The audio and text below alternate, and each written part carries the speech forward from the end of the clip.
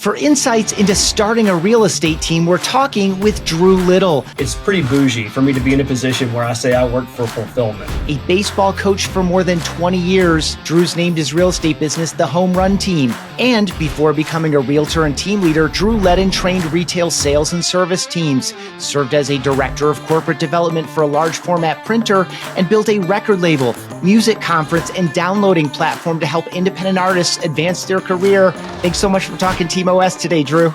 Thanks for having me. I really appreciate it.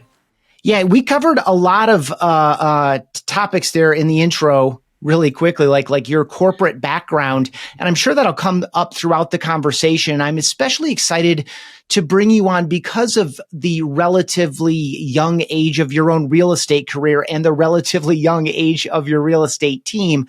But before we get into all of that, I would love to know from you, what is a must-have characteristic of a high-performing team? What I look for in a team is people who are able to work together as a team, right? You've got to all be rowing in the same direction.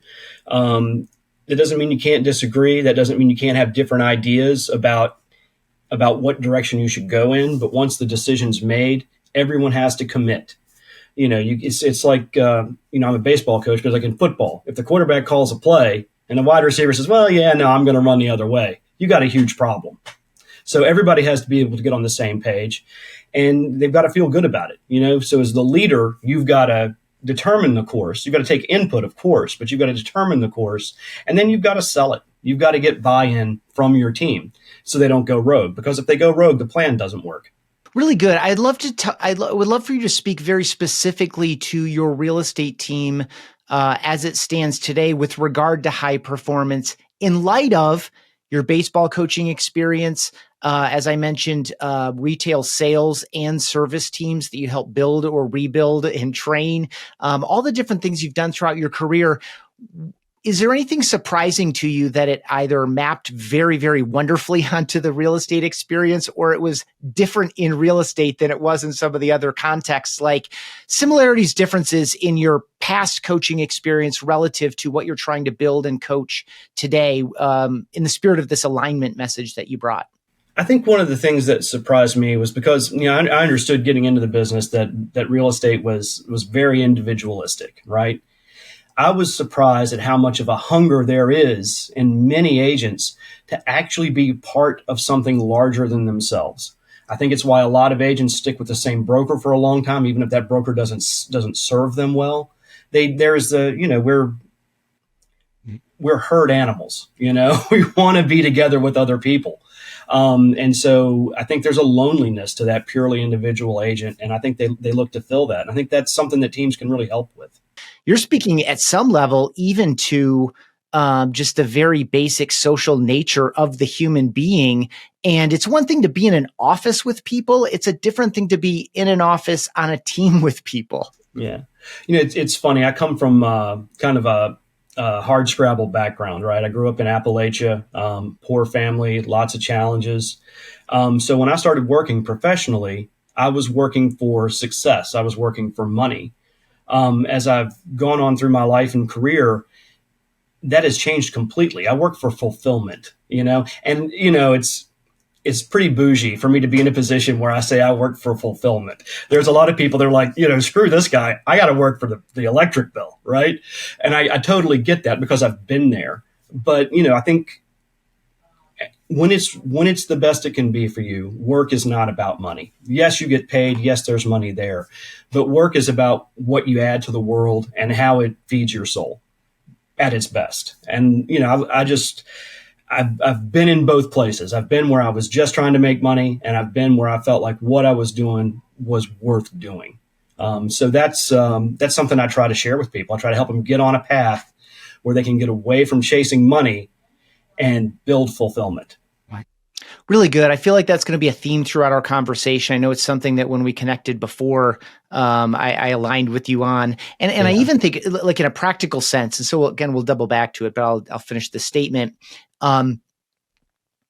So often the goal supplants the actual thing that delivers achievement of the goal. And by that, I mean, the more we seek to help people, the more money we're going to make. Whereas the more we seek to make money, the less likely we are to achieve it. Because of the way that it feels to the other people involved in it. Yeah. Okay. You get commission breath. Well, yeah, great term. I love that term. It hasn't come up on this show, but it's come up on another show that I hosted for several years. It came up several times. And again, it's the way we make people feel, and people can hear it, feel it, smell it. And the trick is, because of the nature of the industry, and I know we'll probably talk about this topic too, a relatively low barrier to get in. There are a number of people practicing that don't put the rest of the true professionals in the industry in the best light. So people are looking for it. It's the default. It's the norm. We're actually looking for it, or in this case of commission breath, I hate to walk this out further, we're smelling for it all the time, and we can smell it a mile away. Okay. You introduced a little bit about your background. I would love for you to just kind of share any kind of summary of that. I walked through maybe 25 years of your life and career in that intro. I'd love for you to kind of set up your entry into the real estate business in general as a realtor, in order to get into when and why and how you started the team. So walk us into how did real estate become something that you're doing today? When I was a kid, my mother was a Renaissance woman, and among the things she did as a hobby was design these lavish houses. She would just draw them out herself. No architectural training, just inspiration. And so I was always interested. So I was drawing floor plans myself when I was 8 or 9 years old, right? I've always been interested in houses. And then I took some architecture courses in college. My business career didn't take me that way right away. I was in the Army before I went to school. So I had a family when I was in school. And I didn't want to be on a straight commission job. So I wanted a paycheck because I'd take care of my family. And in 2009, my educational background's in history and economics. In 2009, I knew the market crash was coming.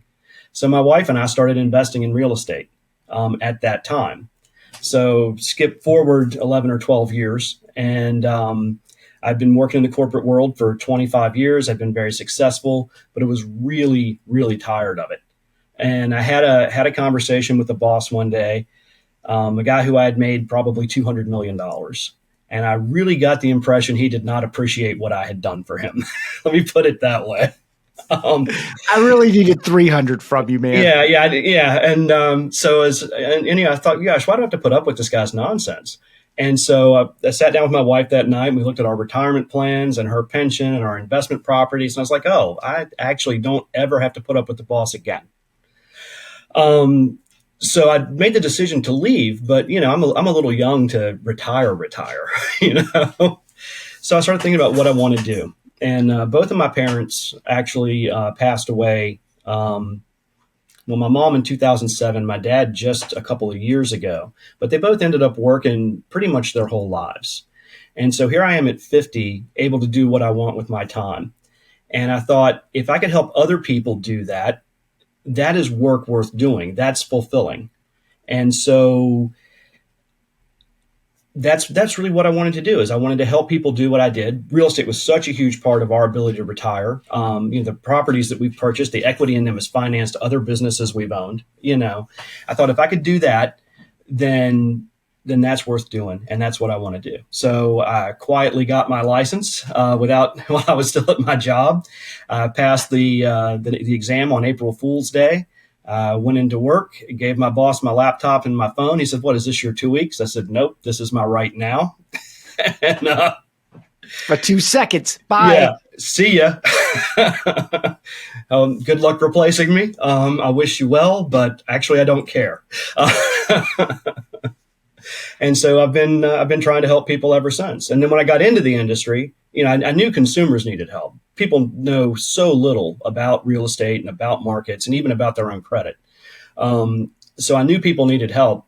And then I got into the industry and found out, agents need a lot of help too. I thought these big brokers were doing a lot more for them than they really are. So that's I knew I wanted to be in a team when I started, because I'm an entrepreneur, because I've started several companies that were valued in the millions of dollars. I always have an exit strategy.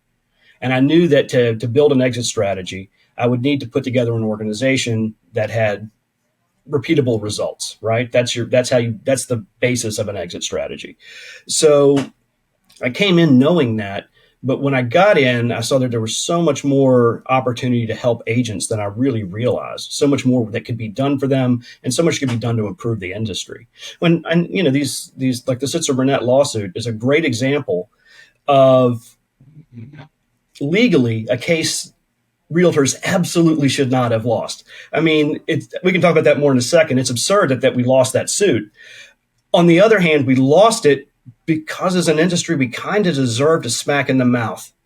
We have done a bad job of policing ourselves and our fellows for a long time. And we kind of deserved a little comeuppance there. And it's not over. Yeah, a lot there. I don't know how deep I want to go into that, but I know that we agree on the fiduciary responsibility that every agent should be very conscious of and intentional about in every single relationship. Absolutely. And I think that's part of this message as well.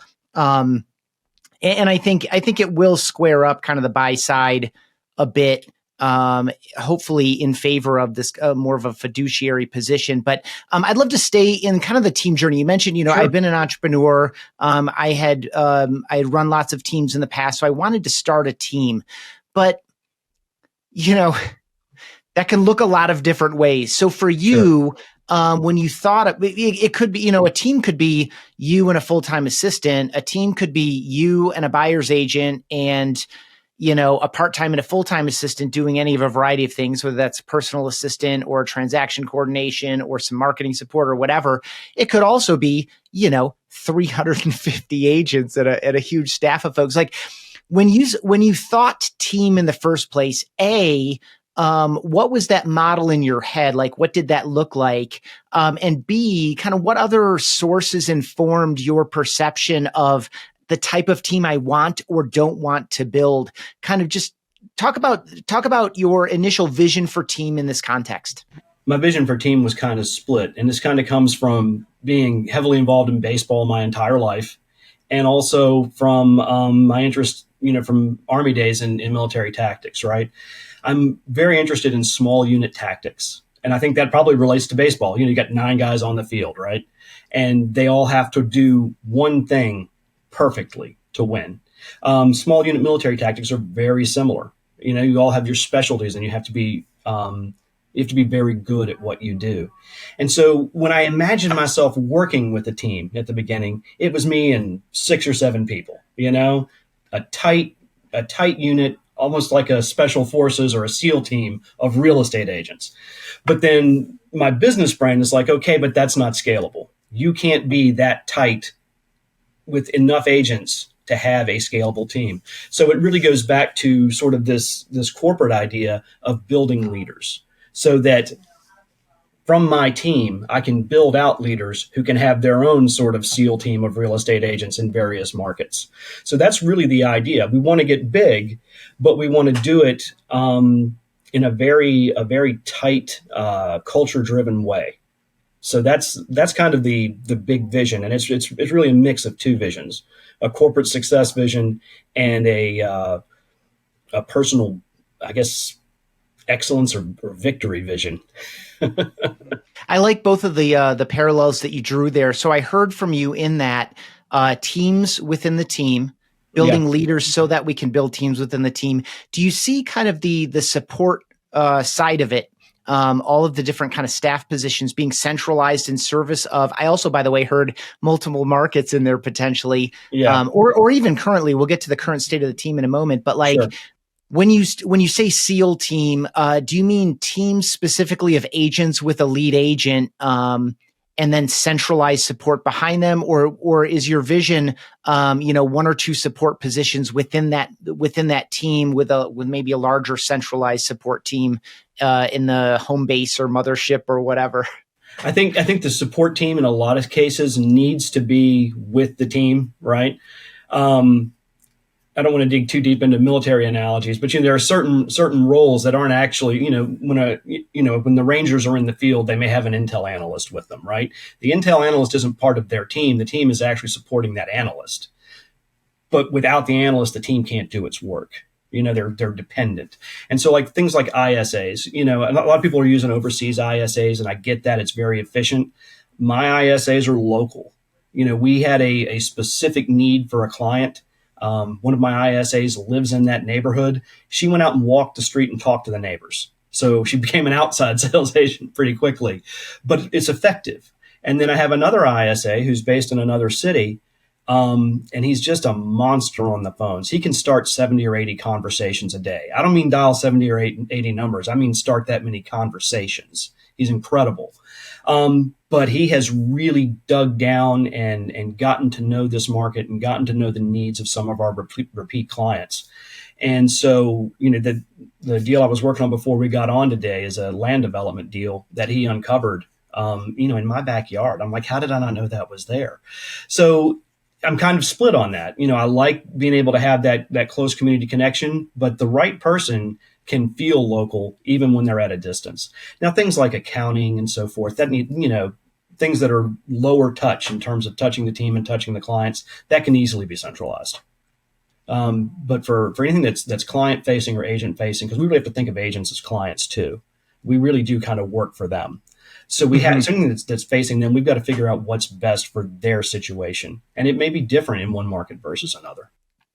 Yeah, very true. I mean, there's one thing that became an obvious theme throughout these conversations. We're now several dozen in, but like right out of the gate, the idea that there's one right way to do almost anything is an illusion. And so we need to be flexible. And here you brought it straight to what's right for the team, as well as what's right for this individual person who I'm trying to work with and help right in front of me. Okay, I would love for you to characterize the home run team here, in Q1 2024, however you'd like, size, the markets you serve, structure, culture, whatever you want to share to characterize the home run team. I would love to hear that. I think what defines us right now today is a fanatical focus on clients and our fiduciary responsibility. We put clients first because we are not interested in transactions. We are interested in relationships. We view home ownership or real estate purchases as a lifelong journey. We have an international network of agents we work with. We can help people almost anywhere in the world. That's a network I've spent the last 3 years building. And so when we meet someone, I had a bunch of leads over the weekend, a lot of more rental leads. Okay. I don't love property management, but I love meeting renters at the beginning of that journey. I rented 2 houses myself yesterday. Okay. One of them is a young doctor who's going to have much bigger needs as she goes on through her life. Another one's a family who are just lovely. And they've already said, when this lease is up, we want to buy a house and we want you to represent us. And so it's about these relationships and being a trusted advisor across a person's journey, not being a transactional real estate agent. And this was something that was kind of a shock to me when I got into the industry. Just, the turn and burn mentality of some agents. It's like, it's like grind. At some point you burn out. You can't do that forever. A relationship model, a model of an advisor, to me, is much more appealing and much more sustainable. If I were 25, maybe I could turn and burn all day, but I'm not. I mean, this again goes back to your call to have the exit plan on the way in to the endeavor. And in this case, it's, both of those imply a long view, right? And I actually love the idea. This takes us back to episode 2 with Lori Finkelstein-Reeder, who also kind of got started a little bit with working with people renting. And of course, every renter is a potential homeowner. And so I love to hear that. I would love just to kind of step into your economics background, sure. Economic problems, economic decision-making, economic incentives. Talk a little bit about economic incentives at a high level and talk about where there is good alignment and misalignment and maybe how that informs your approach to your own practice as well as to your team. Economics is by definition the study of incentives, right? All economics is really about is understanding what incents people to take action. That's really what it boils down to. And so when we look at the real estate industry and the current brokerage model we have, we see a lot of misaligned incentives. As agents, we want to get into the business and make a living. But the way the brokerage system is set up now, there's not a lot of incentive for big brokers to help agents be successful. Their incentive is to get as many agents in as they can, capture those one or two transactions that almost everybody has in their sphere, and not spend any money to capture them, right? I'll hang your license, you bring me money, and I don't spend any money on you. Because if you fail, and 85% of agents do in the first year, it doesn't cost me anything. So there's no real incentive for a lot of these brokers to spend much money on agents. And, there's a lot of claims, well, we do this, we do that, we provide this, we provide that. A lot of the things they provide, if you really look at it, like the CRM, so they can get all your contacts in their CRM and still have them when you're gone. That's not so much helping agents as building their portfolio. And when we talk about this, what we're really talking about is what is a big brokerage's incentive. Most of them are corporations. They're shareholder owned, and their whole world exists on a 90-day time frame. It's from earnings report to earnings report. And if you're the CEO and you have a couple of bad earnings reports in a row, your career can be wrecked. You can be done. So they're always managing that more than they're managing their fiduciary responsibility, in my opinion. I've been with a big brokerage. It was not for me. I'll just say that. Because of what my values are, it didn't align with the value of serving the shareholder interest. Because when corporations have a bad quarter, what do they say? Oh, we're going to institute cost-cutting measures. Well, what does that mean? It means we're going to get more money out of the agents and give them less. We're going to get more money out of the clients and give them less. That's what that means. And if you're a fiduciary, that is a misalignment. So I take that very seriously. I think our industry would be much better if we all saw ourselves first as fiduciaries, like a financial planner or, other professional fields. If we saw ourselves as that first and behaved that way, we'd have a lot more respect and a lot more love from the general public. I like the term fiduciary, as I said like maybe 5 minutes ago. I also like the term a trusted advisor. Yeah. I like your parallels to these other ones. In some cases, it's by law. How would you define fiduciary? Like, what are some key characteristics? And how does that differ from some of the agent behavior you've experienced on the other side of some of these transactions? And I don't mean for you to beat people up. I'm really looking for like a clear definition of fiduciary from what it is and what it isn't. In the simplest terms, when you're someone's fiduciary, your responsibility is to put their interests ahead of yours. So if you have a client as a real estate agent, getting them the best result for their situation is more important than getting the highest commission or the quickest deal for you. And that's where you have to put your emphasis. And we have conflicts come up all the time. I had a deal not long ago where I was representing a seller. And a very successful person, had a great property, and we were in negotiations with some buyers that I really liked, and I really wanted the buyers to win, but that wasn't my job. My job was to represent my client. And it all worked out in the end. The buyers that I liked got the place, and my client got their price, and it worked out great. But, at one point, there was a point in negotiation where my seller gave me some latitude. They say, well, I'd take this number, but I'd rather get this number. Now, I could have just gone back to them and said, okay, and given them the low number, and they would have taken it, and we would have been done, closed. But that's not my job. My job is to serve my client's best interest, right? So I went back and I got the higher number. I had to at least ask for it, right? And we got it. So that's me putting my client's interests ahead of what I want.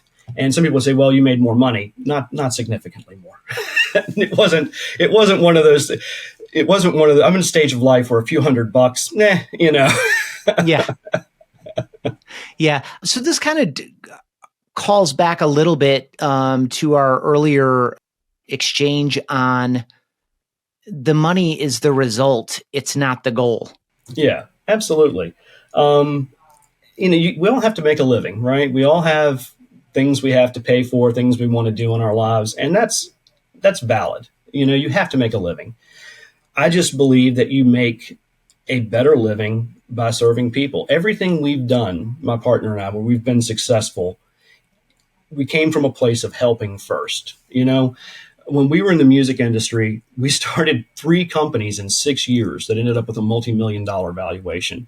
Every single one of them was serving a community within the music industry. And when people understood that we were trying to serve and help and elevate others, we didn't have to chase anybody. They came to us. And so when we got into the real estate business, we said, okay, let's help people. We know that helping people pays you back. We know that putting others first is not just its own reward spiritually, if you will. I'm not a big spiritual language guy, but it feels good, right? But then it also pays for itself financially. It takes a little longer. It's not the quick hit. But what I find when you make money quickly, you lose money quickly and you lose relationships quickly. It has been my experience. How is an agent to suss out, claims from realities? I mean, I have some easy answers off the top of my head, but I'd love to know, like, how do we know that the broker has some fiduciary thought, even if they don't have a fiduciary obligation to the success of the agent? I think the first thing an agent has to understand when they're trying to decide where to go is the first thing they have to understand is that the broker works for them. They're hiring a broker. They're not being hired by a broker. So when you interview brokers, do not be bashful about asking hard questions and putting them on the spot. You're not there trying to win them over. They need you, because that's one thing about the misalignment of the broker model that works in agents' favors. They need you. They've got to recruit you or their business doesn't work. So you can put them on the spot and you can ask them hard questions and you can beat them up. You can negotiate with them. And you should. It's good practice for when you get out in the field. So what you can never do in real estate and be good at it is be lazy. And that starts with finding your broker. Going with the first broker or first team you talk to, probably a mistake. Even if you talk to 10 brokers and you end up going back to that first one, at least you know why you're going back there. When I got into the business, I interviewed 23 brokers. I took my time. I had a spreadsheet. I did pros and cons, So I'm going to say, for folks watching or listening who are maybe in this zone of considering a new team or a new brokerage or a new teamerage, you can maybe cut that number in half and still be doing a good job. Half. I mean, I'm very data driven. I like to I enjoy the process of digging into things to find things out. So you probably don't need to do that much. But I guess just to make this a practical thing for folks, what were some of the, as you kind of plotted this out, you said 23, I'm saying, well, maybe you could just interview 12. What were some of the key characteristics, like check boxes or rating scales, as you're kind of like putting the opportunities against each other? What are some of the key categories that you were interviewing around and making comparisons on? So obviously splits are in there, but it's bottom of the list, right? Because if I'm selling enough houses, it doesn't matter what the split is. So what I was really looking at was culture, opportunities to learn, any kind of support, any kind of marketing they do. What am I paying for that's going to make me a better agent? Anybody will hang your license. That's not worth 40%, right? I can get my license hung for $2.99 a transaction. That's not it. That's not it. What are you going to do for me that's going to grow my career and make me successful? And so in my case, I was able to point to a long and successful career. This is what I've done in these other agencies. I want to do at least this in real estate. How are you going to get me there? And so those were the things I was comparing. Now, if you're new and you don't have that success, say, my ambition is to be this. How are you going to get me there? And if they don't have a good answer, if it sounds like they're BSing you or they're trying to just buddy up to you, oh, well, it's so much fun. We do, Taco Tuesdays. That does not feed the bulldog. You've got to really hammer them and stay on them. I'm not saying be rude, but be relentless. Really make them answer hard questions and give you real answers about how they're going to advance your career. because there's always somebody that's willing to do it for less money. You can always find a cheaper broker. I think Suneet was saying that recently, Suneet Agarwal, right? Yeah, You can always get absolutely. you can always It's get almost somebody a to do it direct quote. cheaper. Yeah. Yeah, you can always get somebody to do it cheaper. But you got to make sure what you're paying for is worth it. I'll pay, I'll pay for good service. I don't mind that. But I'm not going to pay for nothing. And that's what your questions have to be focused on when you're deciding. Yeah, I like the kind of the core question is, what are you going to do to help me get there? Yeah. As the crux. I also like the idea of sliding splits way down. I actually think that hangs a lot of people up. I think a lot of people would be better off maybe in a team model, but they balk at the split. And I think it's because they don't fully understand how to kind of do some of this breakdown. I mean, they know how it, I guess, intuitively. I mean, they're intelligent enough to do it, but they maybe are just stopped cold by the split when they're Yeah. not really looking at what am I getting in return for this, especially in light of what you and Suneet said, which is, yeah, you can always get a better deal. You can always get that number lower, lower, lower, lower, lower. But what you're doing is trading off at some level, you're trading off an investment in yourself and your long-term success. And the other thing to keep in mind, if you have ambitions to grow, right? A lot of agents hang out their license as a broker or become a team leader before they really understand what that means. And so you see brokerages that are small, that are super cheap. And maybe that's great for them locally. But what they've done in building their brokerage that way is they've sort of cut themselves off from further growth. A flat fee brokerage in a local market is going to have an extremely hard time scaling. So if your ambition is to maybe expand and have your own team in your hometown, go back to where you go back to where you came from or move to a new place, you're not going to be able to expand with that team or that company. It's important to agents, I think, don't realize sometimes that the financial health of the brokerage is important to them because it impacts the resources they have and the options they have for their future. So not only is cheapest not always best, cheapest sometimes can be a real liability depending on what your goals are.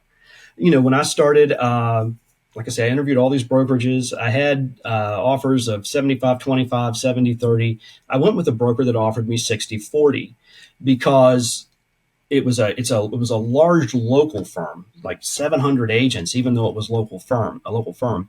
So they knew how to scale. They had systems that worked. They had actual training in place.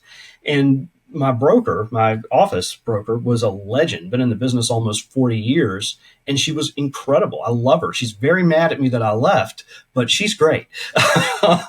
you know.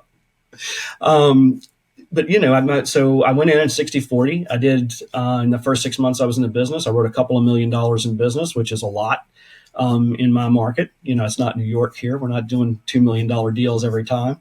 And so I went in and said, this is great, but I need to grow. I need a better split. And we negotiated a new split. And, I always knew I was going to have to leave because I was going to have to be able to pay agents, and that the split was never going to get low enough for me to be able to do what I needed to do for my agents. So I always knew that was coming. But along the way, I was able to learn a lot, build some good relationships, some good agent relationships, which are so important if you want to be successful and last. It was worth the 40% at first. It was worth the 35 or the 30 or the 25 down the road. I was always getting what I was paying for. But then when I got to the point where, last year by leaving, I gave myself a $40,000 raise. They just weren't offering anything that was worth $40K. So I had to go. You have to be able to make those kind of hard-nosed business decisions if you want to grow your business and succeed.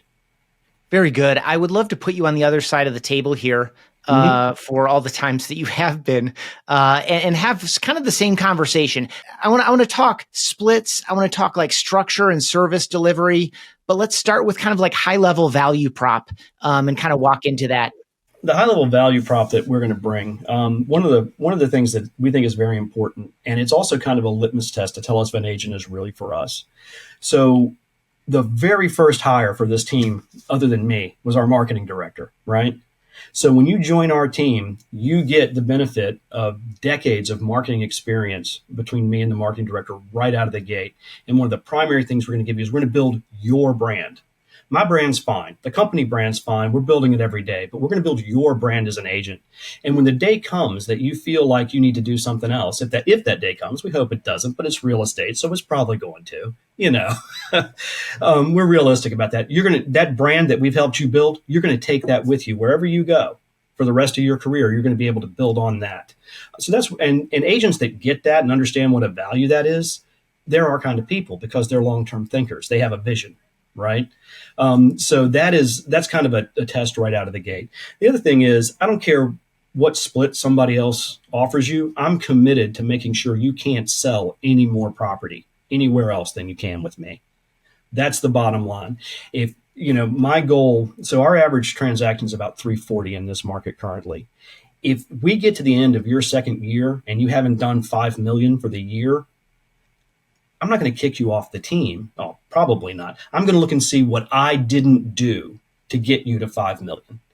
Because honestly, if you want to make a decent living, a good middle-class living, take care of your family, book a couple of vacations, 5 million is about where you need to be. People do a million and they get, somewhere around 30K in GCI. They know that's not getting it. So they think, well, maybe 2 million. Okay, well, that's 60K in GCI. And then you've got splits and licenses and dues and advertising. 60K in this business is nothing. It's poverty wages. So you've got to, just to break even, just to pay your light bill, you got to do 3 million. If you want to really start to have a good middle class life, you need to be doing 5 million a year, at least in my market. So my commitment is to get people to that level as quickly as possible and then grow from there. And again, it's what's different from if you don't do that at a brokerage, they don't care. You're just another agent. They really don't. It doesn't matter to them. I don't want to say every brokerage, but certainly the big corporate brokerages. Whereas if my players aren't successful, right? If you got a low batting average, I take that personally. And I'm going to get in there with you and figure out what's going on. And, if it's a you problem, if it's an attitude problem, if it's a motivation problem, if it's something I can't fix, then we're probably done. But if it's where I haven't given you the support or I haven't taught you the skills, then that's a me problem. And I've got to fix that. And I think that accountability from leadership is something that's missing a lot in this industry. Both up and down, right? Like this, just going back to your call that like the broker is in service of you. Talk about the structure of the non-agent portion of the organization. You mentioned marketing director was your first hire. Mm-hmm. You mentioned in part to prioritize personal brand, but then also that at some level this is a marketing business. If you're not doing that well, that's the gateway to all the opportunity. Like what other positions have you hired from a staff or an admin perspective? Kind of in what order, and would you do any of it differently? Okay, so the marketing was the first role, and that's my partner. She's incredible. I knew she was good. Our first startup we did that hit over $1 million in valuation. She got us 400,000 website users in 6 months. I mean, she's explosive. She's amazing. So that was the first hire, obviously. The second. I've got to think back a little bit. The second was my transaction coordinator. I was getting ready to go out of town for a mastermind in March of last year, and I had to write 6 contracts. I was staying up writing contracts before I got up on the plane. And as I'm doing that, I'm like, this is insane. I've got to put an end to this. So it took me a little while, but I eventually found a TC I really liked, brought her on. She's amazing. She has increased my productivity so much. The next person was my personal assistant, who I hired initially as an intern, and he just takes so much grunt work off my plate. I feel bad sometimes, I'll give him these horrible administrative tasks to do that would make me go blind, but he loves being part of the success of the business, and he jumps right in and does a great job. We have a lot of fun. We joke around in the office a lot. So that was a great hire. Being able to, so the first two, really the first three, were all about taking things off of my plate that keep me away from clients, right? All the things that we do to generate clients keep us away from the clients we have. They keep us out of face-to-face contact. So I've delegated as much of that as possible, so that so they can find the clients and actually spend the time with them, because that's what I'm good at. I'm good at standing around chatting with people, right? I'm not super talented. Okay. I like Yeah. to say that my partner's the brain and I'm the mouth. Um, and that's Yeah. how we work. And or the personality. There has to be Yeah. something feeding the mouth. Yeah. On Yeah. the way out. Okay. So I wanted to go to ISAs next, but Yeah. instead you kind of like walked me right up to a question that every team leader asks herself or himself at some point in the journey. And it's in line with this idea of like, oh, good, I can take that hat off now. I have someone assigned to these activities who really loves it and they're better at it than I am. And they can do it for, it's less expensive for them to do it as well. And I can keep my eye on what I enjoy and what brings me fulfillment and is the most profitable use of my time. Um, how do you think about the question that every team leader asks themselves at some point, which is, when, whether, and how to leave sales production? What I think I heard from you is that you really enjoy that aspect of the business. So I can see you being with a camp of folks who've already been on the show that are like, yeah, I will always be in production at some level. And then, of course, there's a slightly larger camp that's like, yeah, I left production because I wanted to continue taking the hats off so that I could do, other activities besides selling. So a couple levels above me in the EXP organization, in my direct line up, is a fellow who hasn't sold a house in about 6 years. He hasn't needed to, right? He's got his residuals built, and he's killing it without selling a house, and that's awesome for him. And he spends a lot of time training and motivating, and just being a good guy to be around. And I admire that aspect of what he's doing. I'm actually coached by Ryan Serhant, who is moving more out of production and more into a CEO role. And Ryan's great, and I love him. But I think of those two, I'm kind of a little more like Ryan. There's always going to be clients I'm going to want to work with. I love pretty houses, have since I was a kid, right? We covered that. So, I'm always going to want to have some finger on the pulse of selling those properties, of helping those clients, of just being in those spaces and shooting videos and doing fun stuff like that, because I enjoy it. But then also, I really get a lot of utility from helping people, which is something that if you had told 25-year-old me, right, you're going to be all about helping people one day, I was like, you're an idiot. I'm all about money, right? That would have been my reaction. But it really is what it's about for me now. So definitely want to be engaged with the agents at all times. But yeah, I want to continue to engage with customers. I have investor clients I work with that, we'll just hang out and go to dinner and stuff because we like being around each other. I'm not going to tell those guys, oh yeah, I'm too much of a big shot to sell you a house now or to help you buy a piece of land. Of course, I'm going to help those guys always, as long as I'm in the business, because those relationships are just important to me. Yeah, really fair. ISAs, when did this occur to you? Was it something someone said, hey, man, you should really consider having some ISAs do that? And you're like, tell me more. Or was this like on the roadmap from the get-go? You already described, I think you said you had two of them, one Yeah. truly local, one a little bit out of market, who's an absolute champion Stud. on the phones. Yeah. When did this occur to you, and what, just like characterize really quickly and at a high level, kind of like the core activities that they're doing in service of you and your team? I've always been kind of 50-50 on ISAs, right? And I have a client who's an investor who has like an ISA bullpen in Central America. And he had tried to convince me to use his ISAs, and nothing wrong with them. They're really good at what they do. But I was just concerned about a disconnect in that client relationship if I was using ISAs, or especially using ISAs from across the world. And I don't at all knock anybody that uses them or the quality of them. It's just I wanted, at this stage in my development anyway, to have a tighter relationship with the clients. And I just wasn't sure how to get that out of an ISA. So it wasn't that I was critical, it was that I didn't really have a vision for it, right? And so I had a client I helped a couple of years ago who just loves real estate. She's just fascinated with the industry. And she sent me a lead on a house. She's like, I'd love to see this house. I was like, I'm obviously not going to buy it because I just bought a house from you, but I'd love to see this house. Can we go see it? I'm like, sure, we'll go see it. We're buddies. That's fine. Right. And so we went out there and we saw it. And I was like, look, you don't want to buy this, right? And she's like, yeah. I was like, okay, I'm going to show it to one of my investors because it was a steal. And I showed it to my investor and we bought it. And she's like, that's cool. I helped you do a deal. I was like, that was cool. Would you like to help me do more deals? And that's how she became my ISA. So she went from client to team member. and we're really excited. And, she brought me one just the other day. It's $1 million deal if we can get it done.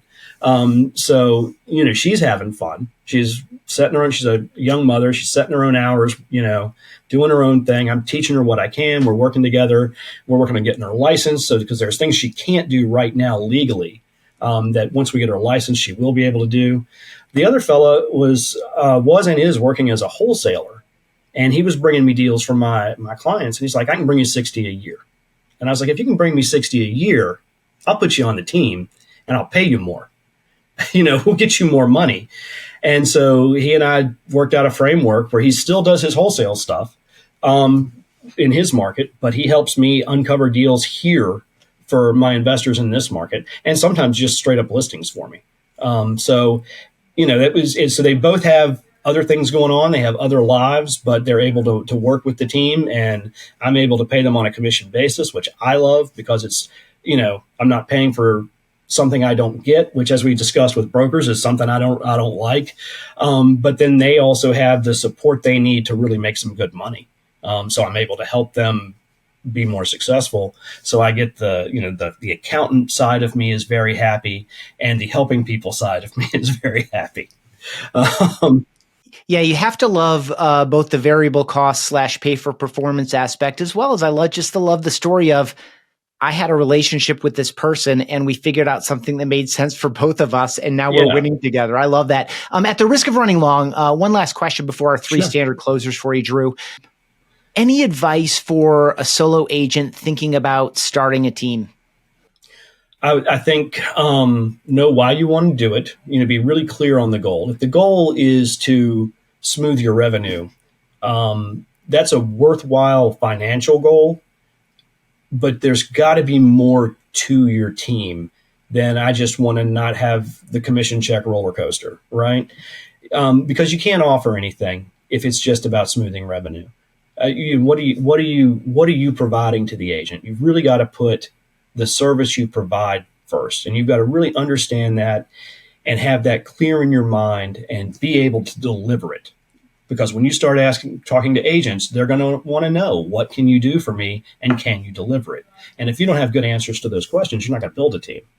It's not going to happen. Or you're going to have somebody come on the team because they like you, and then they're not going to like you pretty quickly, which is a rough spot to be in. Thank you so much for that. You may know that these are coming because you've been listening and watching these episodes. By the way, do you prefer to watch or listen? I watch, actually.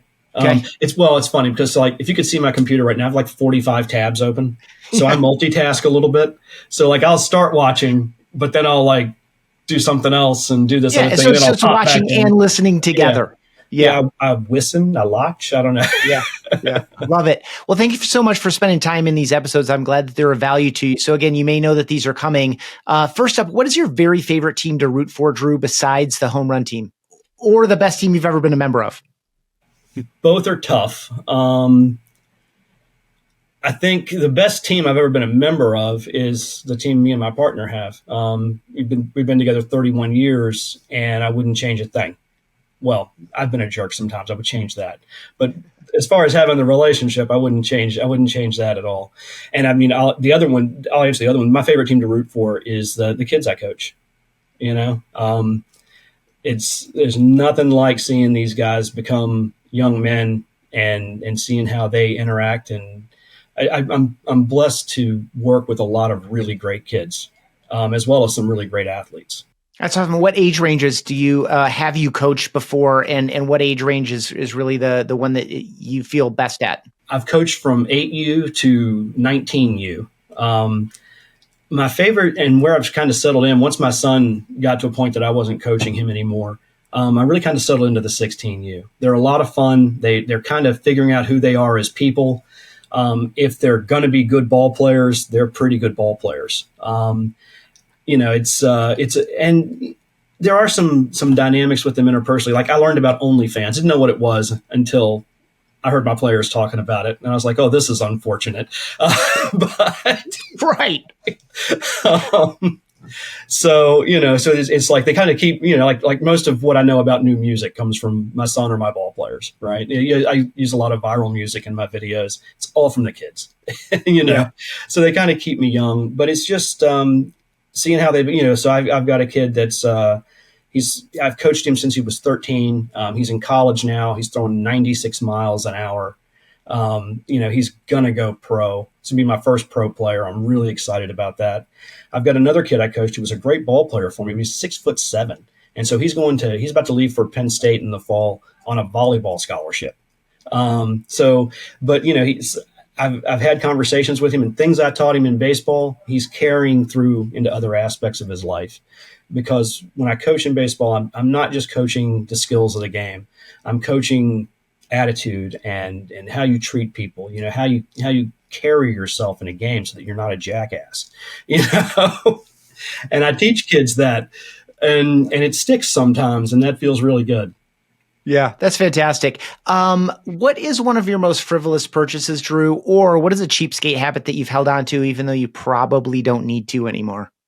My cheapskate habit is I don't make any frivolous purchases at all. I mean, it's like I said, I grew up poor. And so I really learned the value of a dollar young. And now that it's not as big a deal to me, I still really struggle with just doing fun things with money. My partner's she's got a completely different attitude. She's like, let's go, let's party, right? And so it's a nice balance. She gets me out doing things and spending money sometimes, but for the most part, I just don't spend money. I just don't do it. I don't think it's bad, but I am probably missing out on some things I don't really need to miss out on. And so maybe that's something I need to work on.